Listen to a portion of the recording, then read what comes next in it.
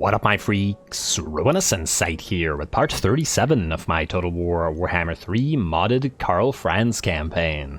So as we saw last time, it was another Balthazar Gelt-focused episode as Balthief both fought a regular battle and a battle against the forces that sought to keep him from getting the Staff of Volans. We did complete the quest and now have an extra capacity for battle wizards and hero recruit rank, which is why we wanted to do this right now, rather than waiting like we're doing with the Silver Seal for the opportune moment. Once again, just as a reminder, because of the very strong power-ups that this stuff offers, I was waiting for the Silver Seal, though I suppose now that we have the Confederation with Marcus Wolfheart, maybe there's not nearly as much a reason to be waiting as long for the Silver Seal. We'll probably wait a little while for the public order to die down, like, say, another Confederation or two between the Imperial States, and then we'll do the Silver Seal. And not that it's super necessary right now, and it doesn't offer anything that isn't directly for Karl. He's already incredibly strong. Whereas the Staff of Volans, for example, did offer us that battle wizard stuff. Anyway, unfortunately, the battle for the Staff did see Gelt lose his Luminarch, though it was a regiment of renown and will return in 10 turns. Nonetheless, we have to replace it. Fortunately, an Eldred's Guard has just come up, and this is what this army is specialized at having, so we'll get the Eldred's Guard back in. I'm still kind of unsure as to whether we should be keeping the Sigmarite Disciples or not. The one thing that does make me a little bit less certain is the fact that they do have magical damage, which obviously the Eldred's Guard do not. So when there are specialist units that need to be destroyed, the Sigmarite Disciples could obviously do that. That said, I still really want Pegasus Knights for Gelt, because I feel like they fit with him, so we'll have to think about it. Anyway, the first thing that we're going to do is we're going to move you guys here. We do have some undead to put back into the grave, so we'll put you, let's say, here, Aldebrasmeyer. I hope that you're close enough. You need to trade Gelt a bunch of units anyway, and then Gelt will attack this, though of course we'll do a little bit of admin first. You can reach this, yes you can, and then we'll take Zvorak or Verdanos rather, we already have Zvorak, and then we'll heal up, and then we'll move down to Myrmidons and keep going through the lands of the dead. Miragliano and Sartosa are both pretty rich ports, so it'll be nice to have them, and we already have Magritta, so pretty happy with all that. Also, this will allow Peter von Sigurd to keep healing. After a single turn, he'll be in pretty decent shape. Just out of curiosity, would he be able to reach it? Nah, okay, if he was able to reach Transiform and force everybody to fight him in the field, I might have actually attacked right now, but since he didn't, there's probably no real benefit to doing so, especially since Transiform might then attack directly, which would possibly mean an ambush, which would not be so good for this army. It would not survive an ambush. Also, somebody suggested that we get Waystalkers in this army, which I really like the idea of, and we probably will do so. They could really fit in with the concept here. Granted, we still need Northern Mariners and the Noble Sons Abroad, but I do think that it would be very right or appropriate to have a few Away Watchers, rather. Now, the problem with that is that they are recruited from... do these guys even have it? Blade Singers, Zotes. Ooh, you might not actually be able to. What about you? The Waker of Trees. You can. You have Way Watchers here. Alrighty, so the problem there is that we don't have this building here, the outpost in Kingsglade. And what's our Legion set? Let's see. Oh, it's actually maxed out. Oh, Carcassonne has a mission for us. Avalorosas is the only option. Alright, Avalorosas. And what about you? Milan, Transiform, Warpatek. Alright, let's take one of the rats then. And, okay, fine, if it's the only option. Oh, it needed to be reset. Never mind. Let's go for Charlie Worsley, I guess. It doesn't really matter which one, because these guys will both be destroyed shortly. Like so. And oh, look, Talzin has another quest. Transiform it is. Yeah, alright, I know that it's going to cost money, which we probably need for other stuff right now, but I guess we're going to upgrade this to be able to get those Way Watchers on the field. I do think, once again, that they will offer a nice amount of additional firepower to this army, though we may not be able to go with 4 of them. It might be too much. Maybe at least 2. Just because the Free Company Militia are needed here, and on top of that, they are... there would be too few. Though there is the possibility of moving the Huntsman to our eventual Ulrich army, because this is an Ulrichite unit, I think. And then, perhaps, or to Marcus Wolfhart. But then 4 Huntsmen? Seems fairly little. And they'd still probably be vastly inferior to Way Watchers, though, so it's certainly something to consider. Anyway, we'll consider this further later. The War Wagons with Hellblasters might also be better suited in another army where they can reposition themselves better, I've been finding. Now, in terms of what we gotta do right now, ooh, yes, let's upgrade you, Taylor's Guild, and then let's head back to Eilhart, wherein you might have to recruit stuff. Maybe not immediately, but shortly. You'll have to build stuff, definitely. And oh, damn, did I switch you to Council of Burgomeisters? Yes, I did. Okay, good. So we'll still be able to upgrade the stuff here, but in a bit. Now, all of this is a major issue that we have to figure out how to deal with. Also, Tech Thief, before I forget, you want to steal some tech? Maybe don't fail this time. 54, 34, okay, yeah. Isle of Lights, come on, don't screw it up. Oh, come on, that's 3 failures in a row, man. What are you doing to me? We really need the tech thievery. So, Gavin Pfeiffer. What we might want to do is attack Volmir Death Dealer here. Now, there's no way that you can beat Be'lakor, mostly because your army would just collapse. But... what if we could bait this? Wait, okay, here's another thought. Let's march stance you out into the sea. Would we be able to approach you? No. Damn. That's a shame. Alright, there's another option. Now, unless I'm mistaken, Be'lakor moves before Lewin. I think. Oh man, I hope I'm not wrong about this. If I'm wrong about this, this army will die. But, you know, you gotta take a risk. I think Be'lakor is one of... Chaos, I think, moves before Bretonnia. Which means we can't ask Lewin to attack Be'lakor. Which means we can move Gavin here, and then maybe into march stance beside Lewin, which will keep him safe. Be'lakor will then likely attack Arnau, I think, rather than attacking us and Be'lakor together. But at least this army won't be destroyed. The idea was to bait Be'lakor into attacking this, but, you know, we'll see. Anyway, let's do this, or let's start on this. You are going to get Inspiring Presence and Emperor's Finest and Pistol Corps both. Probably better to just get these rather than hold the line, which was decent. And don't get me wrong, maybe 1 point out of Pistol Corps. Another 10% ammunition. We're not going to run out of ammunition, let's face it. Yeah, alright, let's go 3 in Emperor's Finest and 2 in Pistol Corps. And then 1 and hold the line, and like so. Alright, then we're going to attack Valmir and Death Dealer. We probably can't auto-resolve, even though this is a half army, because, yeah, it's gonna cause us to lose forces, and even then, even if it didn't, we'd be so damaged that, it would be bad. Alrighty, we're gonna fight this real quick, probably... Do we need to fight this cinematically? Why not? This is a debut battle for this army, it's never fought before. Here we go.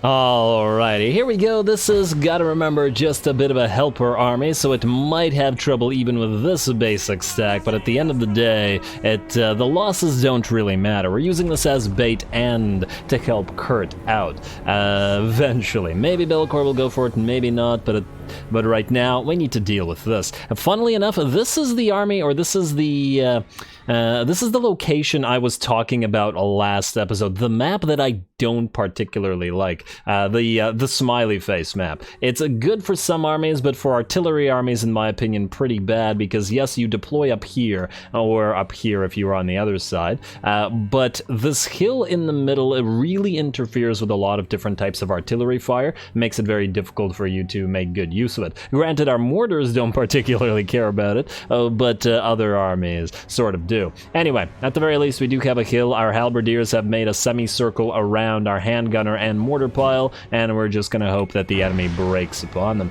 At least there's enough elevation for all of our handgunners to hopefully fire, though we shall see.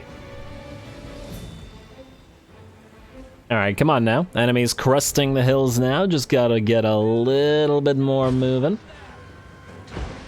And I heard an explosion, but I think that might have been the mortar. Yeah, alright.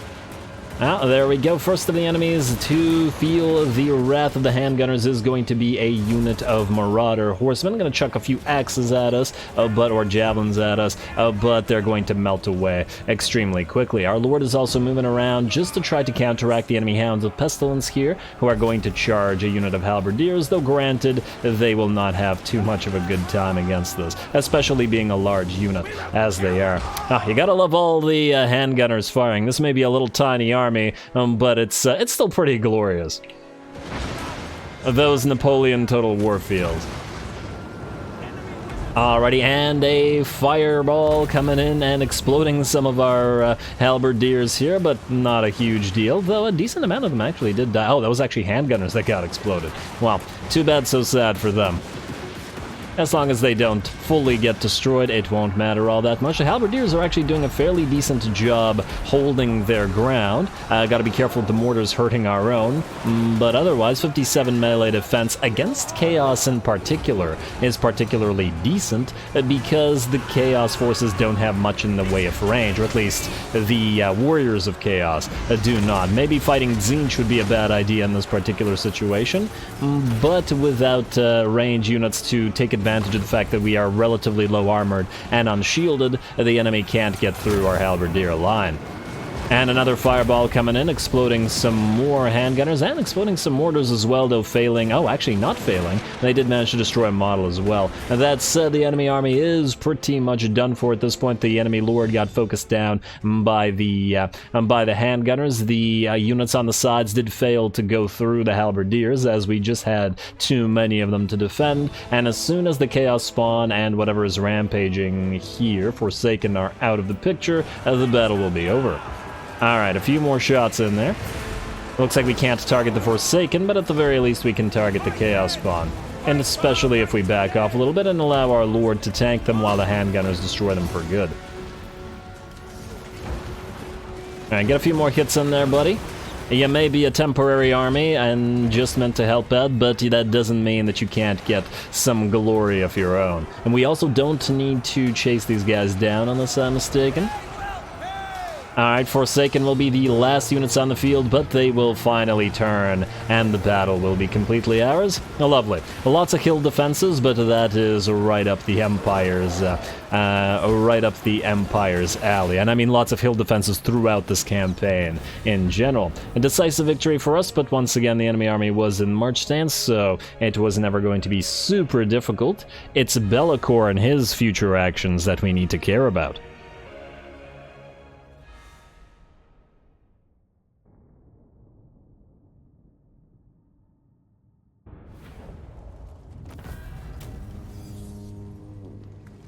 Alright, easy little fight. The enemy also are in a march stance, so they will be completely destroyed. We're going to take the money, and we get a free one of Jet, I guess.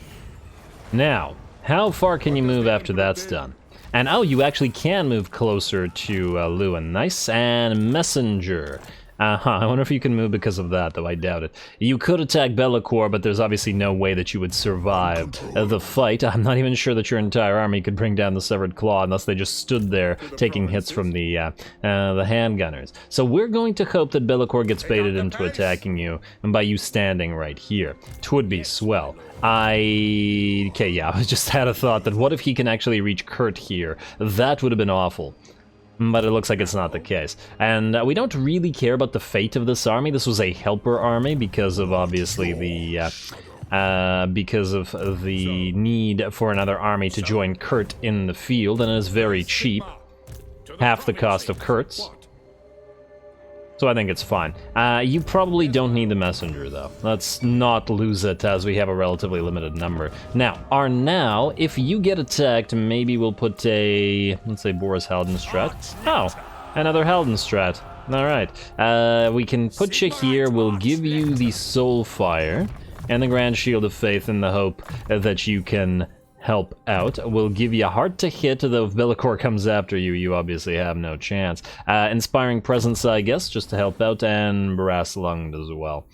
Anything really that'll help you fight. Granted, I still doubt that we could hold, but it really does depend on the kind of map that our now is, and what else is in Be'lakor's army. It's Be'lakor himself that's going to be a huge issue. 20% physical resistance and 35% missile, and it's the range damage that would probably have to bring him down over time. Nonetheless, he can't reach Gorcel. I suppose another thing he might do is move down to Marienburg and try to attack, but then I guess these armies would actually be able to follow him, so hopefully that'll be fine. Now, let's see what else we gotta do. Karl, you, my friend, I believe there's another little army here. Yes, Muncha and Blackbog.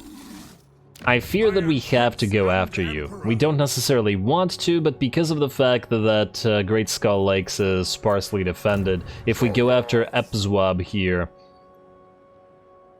you'd probably retake Great Skull Lakes, and we can't transfer that to our Dwarven allies right now, can we?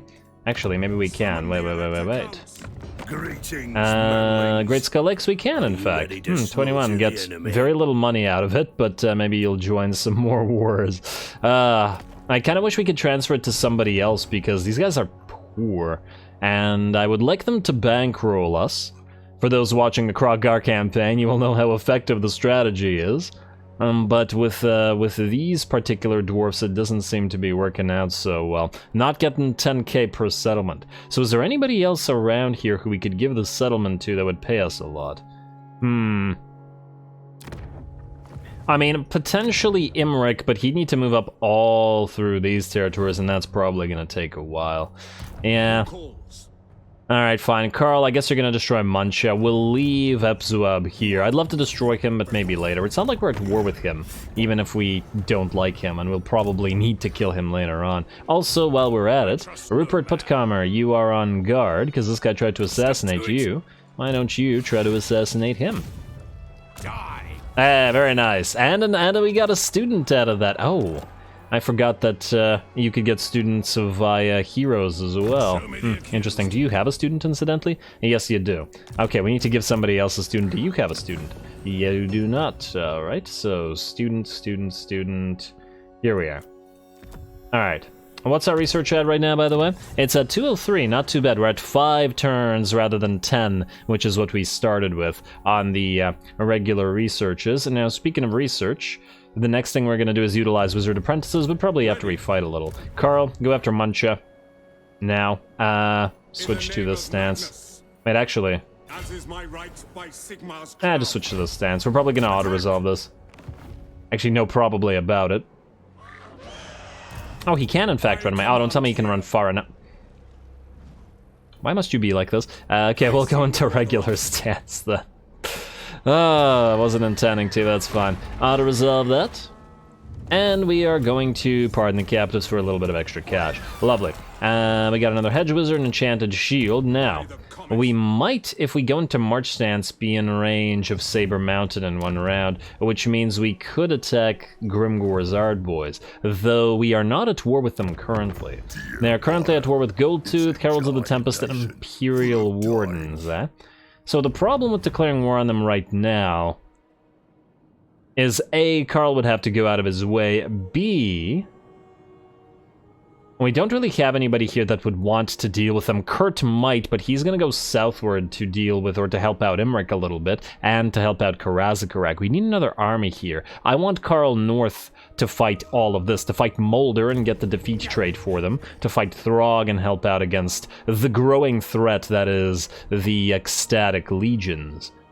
So Karl has better places to be. If Grimgor was here directly, we'd fight him just to get the defeat trait, but otherwise, probably not worth our time, I think.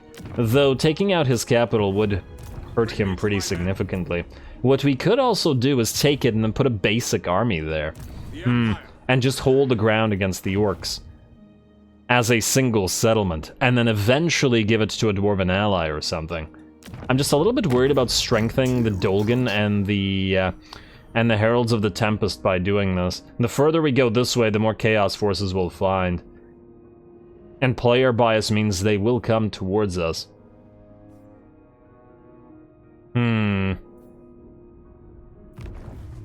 I don't know. The fact is that we've gotten this close. I kind of feel like we should take advantage and move towards Saber Mountain. Alright, go right to the edge of our territory. I'm really hoping that you can move to there in one round. You know what? Since we're already this far, if we can hit it in one round, we'll go for it, but if we can't, we'll leave it. Oh wow, it's almost tier 5 as well. We can also wait 2 turns, maybe raid it, allow it to go to tier 5, capture the tier 4, and then just sit there. Not with Karl, obviously, but with another lord, just to hold back the green-skinned. Maybe a decent reason to do that, I don't know. Anyway, let's continue with what we've got to do. Gregor, just to double-check there's no Nakari nearby, at least by the looks of it. He's still here, though. Gotta keep an eye on him. He'll probably come for us eventually. Wolfram and Co., you're gonna move eventually, but obviously when we attack Charlie there. Let's ignore you for now. Peter, you're healing and will continue to do so. So you're fine as you are. We could actually move you out here, but then you might get ambushed, and I'm not sure that I'm willing to risk that. Does encampment stance reduce... Oh, ambush defense chance plus 50%. Perhaps in encamp, you are very unlikely to get ambushed. I mean, we could still get bad luck out of it. And you might then be able to draw out these guys into a field battle, though by next turn, these guys will have healed up. Honestly, no, I think we're fine. What we're gonna do is we're gonna wait for Leonard Holtz to get here. Speaking of Leonard Holtz, you're gonna go to Carrick Buftar right now, and we're gonna follow you along with that cart. Oh, I was actually gonna switch the Lord out to be the Knights of More Grandmaster, but no, all too late. You can have one of these. This looks pretty auto-resolvable. Hopefully we don't take so much damage. Nah, a little bit. It's fine. Not worth fighting, certainly. Occupy, please. There we go. And fire and gold. Mission aborted. We don't care. Ready. It's generally not worth wasting the turn to raid anyway. And Eckhart can actually heal these guys up a lot more. And actually the healing's pretty good because of the casualty replenishment from that quest. Alright, well that works. You have basic training, which doesn't apply to great swords. Let's see about the lords that are grand masters here. We have Monster Hunter, Tactician, Imperious, Regal. Honestly, I don't like any of these. I mean, we could still replace you with one of them just for now. And then when we get a better one, replace him with a better one. Let's say Owen Didison, for example. Alright, let's do that. No Razor Standard for you. We're gonna replace you with Owen Didison, like so. Alright. And then what do you have? You have Leader of Renown for recruitment, huh? That doesn't really help us either, but whatever. It's fine. We're gonna replace this guy anyway. Honestly, there's probably no real need to do that, but once again, you gotta make the More army led by a Grand Master. Now, let's see who else needs to do things. Rizzard, Broch, who are you again? Oh right, you're defending these places. How have you guys not taken the Unseen Constellations yet? Being very strange. You, keep building basic garbage. Oh, we can build some more basic garbage out of this. True servant of Sigmar. Probably not even worth it. Try to build some Empire Archers, I guess. Revolution didn't take 2 turns, but once again, what are you gonna do? Collecting income, you know, now that we have this control plus 25 all provinces, we could probably collect income from places where we weren't before. Just because we no longer care about the public order. Not necessarily every place, as in there are some places that will generate no money, but some, like Southern Grey Mountains, will at least generate some. Let's also upgrade that town while we're at it. Blasted Wastes, probably not gonna make a lot. Yeah, not yet. Though it will happen eventually as well. You know what, why not? Just collect it. And then here we have 144k, that's not worth our time. Walletall... No, you're not gonna make any money. And did we collect money out of Blackstone Post already? Yes we did. Alright, well that's just fine then. Alright, now we're up at 17k. Back up to, well, not where we need to be, but getting there. Getting there. Alright, next up, who do we have? Balthy, you're about to move, but let's see what Volky can get up to. There's a small camp here. We did want to possibly trade Volky some stuff. We can't attack you, I don't think. Oh, actually we can. We could move Volky here, and then have Luther attack, because Volky can't attack directly, right? blessings of Sigmar. Yeah, but we could reach these guys, destroy this army, and then move southward. The only problem is this guy would then attack El Calabad, which has no defenders to speak of. No one tells a tyrant what to do. I wonder if we'd still be able to reach this. I doubt it. We could try to put a temporary lord there and just hope that it works out. It's a tyrant, unfortunately. If it was a slaughtermaster, this would be an easy choice, because a slaughtermaster would get wrecked, but I'm not sure that a arch-elector would be able to beat a tyrant in melee combat. That might be interesting to find out. Oh, look, we have another Defender of Men, which is nice, which would be somebody that we could put in the slot where we would be defending against Grimgor's Arboys. Anyway, we're gonna do this. Volky, I know that you want to be the one to attack here, but I guess you're gonna attack to follow. This is actually gonna be a not very interesting battle, so I think while we will do this, I'd rather fight Gelt's fight, because it looks more interesting. Though on the other hand, we have fought with Gelt a bunch of times. This is like 2 full stacks here. Don't be a fool. Well, maybe not 2, but at least 1.5. So it does seem more interesting. Let's level you up and then let's get to it. You need Imperial Gunnery more than anything, I think. And there's obviously also a bunch of spells that we can get you, but oh, you know what? You probably need a Root Marcher. But you can get Root Marcher after leveling up. Let's do that. Then your Warrior Priest. You can get another point in replenish troops, and we do need to continue our replenishment here. Level 11, alright. Replenish troops, and another point in... What are these again? Oh, right, the bolstered attack, which is decent, but it makes this guy weaker. Versus the bolstered leadership. This gives us physical resistance, so basically this will buff the guy himself, and a little bit to everybody around him. But Gelt's army is more of a ranged army, so it feels like this would probably be the better choice. Oh! Enemy spell resistance and then... yeah, okay, obviously we're going to find power. Enemy spell resistance is needed. We do want Faith's Bastion first, though, so we're gonna go Impassioned, and then we'll get that. Alright. I didn't realize it had a spell resistance. Damn, making me think maybe another Warrior Priest is warranted for him. Then... You do not need Deadly Onslaught right now. I think we start going through the cause just to get through to Officer's Squad. Weapon strength plus 25% when attacking. I mean, yeah, we could use you as a personal duelist, but we have no cab in this army, so I don't feel... Oh, you're also not going to stay in this army either. So it actually doesn't matter what we pick. Let's just leave that as it is then. Because he's going to be replaced by this guy who has Imperial Calibration for Gelt's artillery. Gelt, you're going to go into trenches and you're going to attack. Aldebras, you have some levels, but you know what? I don't think we're going to need them here. Like, so close victory, really. Somehow I doubt it. Somehow I sincerely doubt it, but who knows. The enemy does have artillery of their own, some man-eaters as well, and ooh, hello. A Lucky Levi's hook hand. Let's see if we can't steal that away from the enemy, shall we?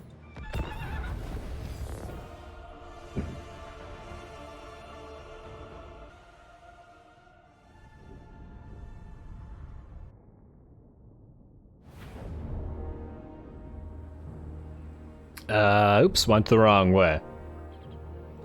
Alright, damn it. Oh, I got turned around there for a second. Oh well, the Imperial Artillery are firing already. Oh, I didn't realize this when I was playing, but the enemy had a unit of Sirens here, which are obviously in stock, so we can't see them. Yeah, hopefully we get a few stray shots into them from one of our artillery pieces. Speaking of the artillery pieces, they're going to be targeting the enemy mortars, hopefully before they do too much damage, and it looks like the first mortar is already disintegrating, and the second one will follow suit probably after this volley. There we go. And not too bad. Actually, I don't see the disintegrating animation yet, but I'm sure in a few seconds. Alright. Afterwards, we just need to make sure we destroy this army before the main enemy host arrives in about a little over a minute. There's a lot more enemies out there, but we have our own reinforcements coming in a minute and 30 seconds. We also have a fairly nice defensible position on this hill, and we're obviously going to move around our other infantry when needed, but we need to see how the other enemy army reacts. Ah, you gotta love the fire rain of the Hellstorm rockets, and the fire rain rockets as well, but we don't have those. Alrighty, good job, everybody. A few more shots and those deck droppers will be out of the picture. Not that they're all that threatening, mind you, and then we will stop our fire rain rockets from firing because they just waste their time in going after the rotting Prometheans and the animated Hulks over here. Now, about a minute and 40 seconds straight, 3 full units of cannons have been firing at this unit of animated Hulks, and they've done about half damage to them, a little bit mad. They did start firing on the mortars, I suppose. What do you have here? 3k damage, and 4k damage, and 3k damage. Not horrible, but half that of the rocket batteries, though of course the rocket batteries weren't even firing into blobs of units. Their job will be the main enemy army. Now, while we wait for said enemy army, just to address a few comments that I got on the side here, let's see. So, question about the Imperial Adjutants, specifically the ones that are applied to heroes. The reason I'm not really using them so far is that they cost the same as an Imperial Adjutant that is a patrol captain. And in terms of cost, I feel like it's not worth it to pay 3,800 prestige to get something that's a fairly minor buff for a single hero, as opposed to a new unit of halberdiers or handgunners. Perhaps when all the armies that we have both a handgunner and a halberdier adjutant, it may become worth it, though then there's still probably a decent it's still probably decently worthwhile to instead get Great Swords and Empire Knights, though that one's a little bit of a tougher pick. Honestly, I think the hero adjutants, with the possible exception of the one that gives plus 15% damage to a nearby lord, with the exception of that one, they should be at half price. They're too expensive for what they do, because they just don't really do all that much, and it takes way too many turns to generate that much prestige for such a small buff. Another comment that we've got here, let me just see here. Position the camera so I can look away. Question about the Ulrikite units and the Knights of the Blazing Sun and other sort of units, and the answer to those questions, and of all varieties, is yes, we will be getting armies. I'd like to do a full variety of armies in every single campaign I play, so every possible combination of units that our faction has will eventually be built. We do, of course, have to continue along with our economy first, and second, some units, like, for example, the Knights of the White Wolf, the Ulrikite units, should be gotten with Boris Todbringer and with the Confederation of Middenland, and then the Knights of the Blazing Sun once the chapter house is built for the Knights of the Blazing Sun as well. So we will do that eventually. Both armies are planned, and several other types of armies as well. The only possible army that I'm not 100% sure about is a Knights, like an Empire Knights army, like Knights of the Everlasting Light and Stubborn Bulls. It just feels like there's probably not going to be enough of them to ever make an army out of them, but I'll think about it. Because it'll take at least 45 turns to generate that much. Anyway, back to the battle at hand. The enemy host has shown itself, which means the rocket batteries are going to start going after all this and showing us why they're such a ridiculous unit. There they go. In the meantime, the enemy lords are moving forward, and the Sirens are going to lead the charge, though fortunately between our warrior priest and the Sigmarite disciples, both of which do magical damage, they should be able to take care of that. I like having the disciples to specifically target enemy ghostly units, and they make a decent counter for it. Gelt is also coming down with his own magical attacks to fight the Morngul Haunter here, which is, wait, that's an Eldred's Guard? I was like, wait a second, 20% physical resistance, and ow, let me select the guy. Robert Sharp, he's got 50% physical resistance and another 5% ward save, and then the Sirens have 75 plus regeneration as well. Oh, lovely. Though it looks like the Morngul Haunter is about to die. You gotta love Morngul Haunters. I absolutely love the hero. They're devastatingly good when playing the Vampire Coast. You gotta love to build those. Alright, and the Sirens are pretty neat as well. At least in SFO. I don't remember what they're like in Vanilla. Alright, here comes some man-eaters. We did try to knock a decent amount of them out as they approached with the cannons, but by the looks of it, let's see. They took about half damage to 3 cannons firing at them all the way down here, so really not that much. The enemy lord has also followed its Morngul Haunter into the main line here and is now getting pretty badly beat up. And speaking of badly beat up, these guys really shouldn't be blobbing up like this. This is a terrible, terrible idea for them. There we go, look at the fire rain rockets work. And we are specifically trying to target the enemy deck gunners as much as we can, because the deck gunners are basically close to artillery themselves, and they've got pretty massive range, and we can't really allow them to get close and start actually firing on us. Otherwise, I don't expect the main enemy host to actually reach us at all, because, well, they've got a whole map to travel under fire rain rockets, and unlike the cannons, these things will do their job. We also have our reinforcements that have joined us upon this hill, and quite a lot of crossbows and huntsmen to help out, and I don't imagine the enemy's going to make it through our battle line. Alrighty, we also have one of our units of Eldred's Guard with a Lichbone Pennant on them, and they're helping out at fighting these Sirens together with the other magical damage dealing units. Gotta do that rock, paper, scissors. Looks like it'll be the Man-Eaters and the Animated Hulks that stay in the fight. Probably the longest, though it looks like the animated hulks are beginning to melt away, and I imagine that these guys will turn shortly. There's those Sigmarite disciples fighting against the Sirens, and that battle will definitely go in our favor as well, and it looks like they're starting to melt. In fact, the entire enemy force is in very bad shape. You gotta love battles with Gelt's army, though. The artillery is just so fun, even if he has been getting a lot of playtime in recent times. To be fair, Karl took up most of the campaign until we started confederating legends. So we gotta give Volky and Wolfhart and Gelt some playtime as well. Oh, it looks like a unit of range units, has moved in but is now getting ripped apart by crossbows and huntsmen, and in fact the entire enemy army begins to melt away. None of the zombies got close enough from here to fire except these 2 zombie pirate gunnery mobs, and I think the Sirens and the monstrous infantry were really the only units that got to our battle lines or threatened us. I don't imagine we got a lot of losses. I'm just gonna gun down the rest of the man-eaters. Obviously the undead units will melt away, but the man-eaters are living,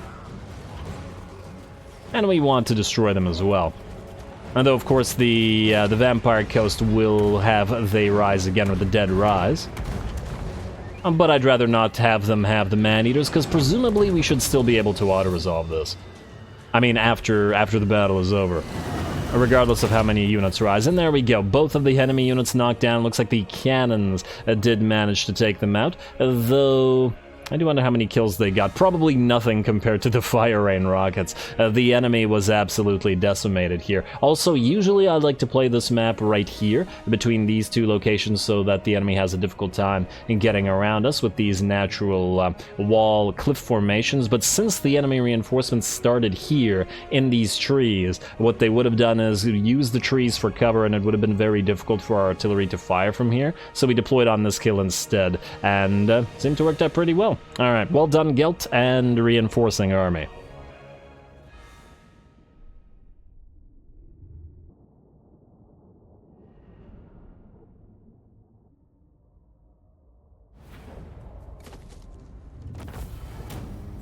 Oh, very nice. We got a Forbidden Rod out of that.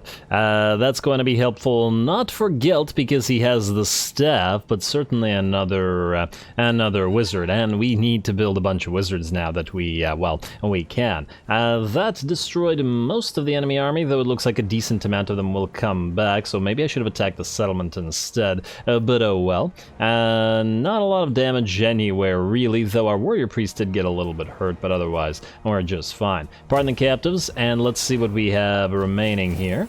Attack-minded, I assume we completed some quest, and another student. Very nice, and that Forbidden Rod, mission successful 1. Then Gelt, we want you to move in here, and you can auto-resolve this. This better not hurt us a lot. 0 lost, very nice. Oh wow, what the? Warrior priest, no. Why? Let's occupy the place, and I think, wait. Maybe, ooh, and another Griffin banner as well. Very, very nice. And another student, and another student, and a scribe. Obsidian Amulet, Imperial Pegasus, all great and lovely. We'll put those students somewhere, I'm sure. We'll actually have to find Lords and Heroes to put the students on, but since we're building a bunch of wizards shortly, we may as well put them there. You are going to trade Balthy some stuff, but you know what? We'll figure this out afterwards, as it's a little bit admin heavy, and I don't think we need to... Oh, we can't even put you into March stance. So, yeah, we'll just stay as we are. Alright, that's fine as it is then, and with these guys' armies, if not broken, very badly beat up, we should be able to be safe to move down to Myrmidons and Argalis. Maybe we'll take Wolfram and move him to take Xerxil. I did want him to deal with the Bloody Hands, but I think he can do this for a turn or so before turning back towards the Bloody Hands, especially since once these guys are all done for, everybody will turn towards the Bloody Hands and towards the Exiles of Khorne. There's a lot of stuff in the Badlands that we really want to take care of. We could also sail an army or two to Lustria, but now that Marcus Wolfhard here, it should start going a lot better in, well, in 5 turns or so. But I imagine he should be able to hold for 5, so not a big concern. And oh, while we're at it, he does need a wizard himself, and we can build them here. Imperious and knowledgeable. You know what, I feel like we should just take whatever wizards we can. I don't like any of these traits, they're not going to be very helpful to us, but... let's just take one. If we find one with a really good trait, we'll replace them. We're going to go for the Lore of Light here as well. Mostly because all range armies, like Marcus is going to be, really need them. And the Net of Amantog is just too good. 30-second duration of the enemy not being able to move in a pretty decent effect range, so yeah. You are going to immediately get Shem's Burning Gaze, Foz Protection. Well, we should max out Net of Amantog. We don't really... Leadership and immune to psychology, exorcism. Huh. Oh wait, didn't this used to be some kind of anti-undead thing? I guess this was changed in SFO. I also really like Foz Protection. The melee defense increase and damage resistance is perfect for the huntsmen that are going to make up the bulk of this army. We could also try to go for Imperial Machinations right now. I feel like Banishment is not going to be super useful against the lizards. Yeah, we want both scouting here. Scouting for the Master of Scouts. Foz Protection, we don't have the points to go for everything. But this effectively buffs up all of our armies. More magical items, even if it's at a relatively low level. Alright, you know what? Let's go 1 point. Wait. To get the area, we need the 2nd point, don't we? Alright, let's do that. Then we'll just try to move towards improved scrying techniques. And we'll do the other stuff afterwards. So, Studious Pupil for you. Winds of Magic Power Reserve, base miscast chance. We will be overcasting Net of Amantog pretty much every time. Or in Winds of Magic cost. Well, the net is quite expensive, but at 10%, it doesn't really save us all that much. I feel like Untap Potential might be the better pick here. I mean, technically we need both. You know what? Let's do this. 1, 2... and 3, 4, and then we'll start moving through improved scrying techniques. There we go. I want that on every wizard. Alright, lovely, and you're going to join this army next turn. Maybe we'll take away an archer or one of the spears, it doesn't really matter. And you'll Net of Amantog for Wolfheart's Hunters. Wolfheart, we haven't reset your traits, but we will do so later, so that we can power up those huntsmen very significantly. And it powers up their melee attack as well, so they may want to fight in melee, which is once again where that Foz Protection is going to come in handy. Now, I believe we're pretty much out of time, and while there's a ton of admin to do with building, I also want to delete a few buildings in a few places to reset some things. I'm going to call the episode here. The battles are done, so we'll complete the admin at the end of next episode, end the turn, and then see where we get attacked. Right after that, namely, it's Bellicor that I'm interested in. He may attack Arnau, and he may attack Gavin here. Who knows what he'll do, but either way, there is a chance for a very difficult battle. So stay tuned for that. Don't forget to leave a like and comment. All glory to the algorithm. And thanks for watching.